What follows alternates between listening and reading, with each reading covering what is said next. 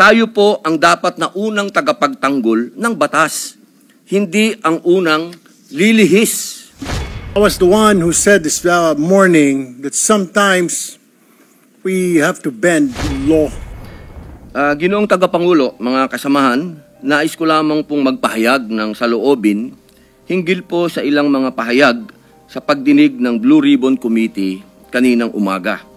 Nalubhang nakakabahala po. Na tila nagpaparating na maari nating isang tabi ang umiiral na batas upang magbigay daan sa ikasisiya ng taong bayan.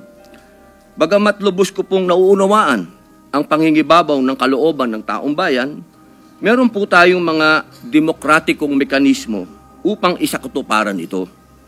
Isipin natin ang posibleng maging epekto nito sa ating mga komunidad, lalo na po sa mga lugar na matagal na pong pinagsisikapan itaguyod ang kapayapaan at kaayusan.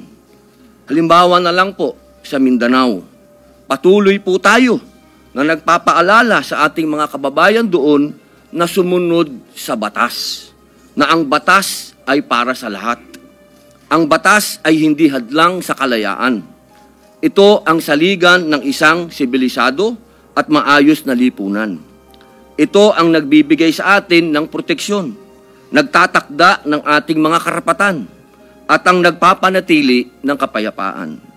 Bilang mga mambabatas, tayo po ang dapat na unang tagapagtanggol ng batas, hindi ang unang lilihis. Hindi din natin dapat ipagsapalaran ang tiwala ng mamamayan sa ating mga institusyon at makibahagi sa pagpapalabo sa hangganan na tama at maling gawi sa tuwing may matinding suliranin na sumusubok sa ating diwa bilang isang nasyon. Kaya buong puso po akong nakikiusap, nananawagan sa mga opisyal ng pamahalaan at sa mga kasama po sa kapulungang ito. Hindi po pare-pareho ang sitwasyon natin. Hindi po pareho ang Luzon sa Visayas sa Mindanao. Meron po mga katulad natin na umiikot sa mga liblib na lugar at nagpapakilala po ng batas na dapat sundin. Napakalulungkot po kung ganito ang ating pagbibitaw ng mga salita na we can bend the law.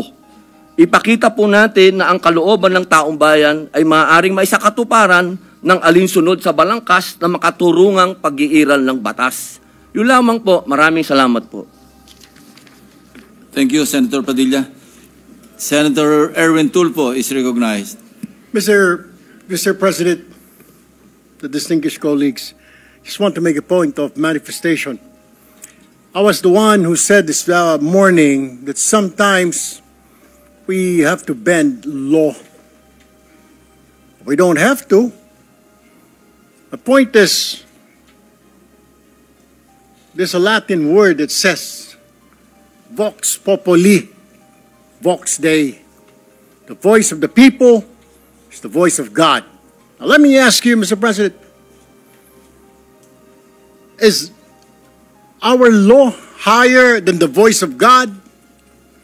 Is our law higher than the voice of the people? Mr. President, the law is supposed to protect the people. What we are asking, Mr. President, is the return of the value of good faith. I understand, Mr. President, what the gentleman from Pampanga this morning was saying, that it is not a requisite to return the money na kinuha po ng mga kontraktor, ng mga kumita po sa flood control project, Mr. President. Tama po yun, hindi po. At meron pong prosesong sinusunod tayo na kailangan sundin. Pag gumulong na yung batas, hayaan ang korte ang magsabi, Mr. President, tens of thousands of people went out last Sunday. Narinig ko po, hindi ko po alam kung yung makasama natin narinig. Narinig ko po yung sigaw ng taong bayan. Ibalik ang pera namin. Malinaw po. And I was asked by a reporter, by an interview, your comment I said the message is loud and clear, Mr. President. Ayusin natin sa gobyerno ang ating mga trabaho. Iwasan po mahulog sa korupsyon. The people are demanding that these people, contractors, DPWH officials, including politicians who made wealth, kumita po sa flood control, na kung maaari isoli nila ang kanilang ninakaw sa bayan. And I think that is the right thing to do. Ang problema kasi, Mr. President, kung susundin natin ang batas, alam naman po natin ang pagdinig sa ating bayan ay buwan at taon ang inaabot. Baka pagdating po sa dulo, wala na pong makuha ang gobyerno sa mga taong ito. My only point, Mr. President, is the people were asking, the people are demanding. Isole yung pera na ninakaw sa kanila. Meron po tayong batas. True enough, Mr. President, I don't disagree. There is a process. May proseso, tama din po.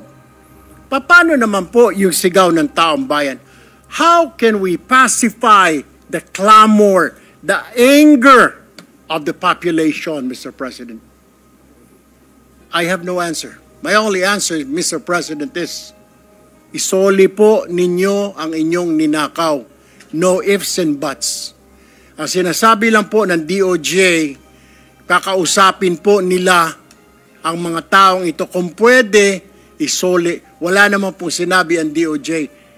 Ito ang batas, bawal po, kailangan ninyong isoli yan. The DOJ, the Secretary himself said, they will ask, but they will not force them. Depende, mas mabuti raw kung kusang loob nilang isurrender yung pera, Mr. President. Wala naman pong nagbabawal sa batas na magbalik ng ninakaw. There's no such thing. And alam ko pong meron tayong process, we have procedures. But my only point is, Mr. President, whether I'm right or wrong, I stand to the wishes of the public, of the Filipino people, ibalik ang perang ninakaw sa kanila. Period, Mr. President. Thank you, Mr. President.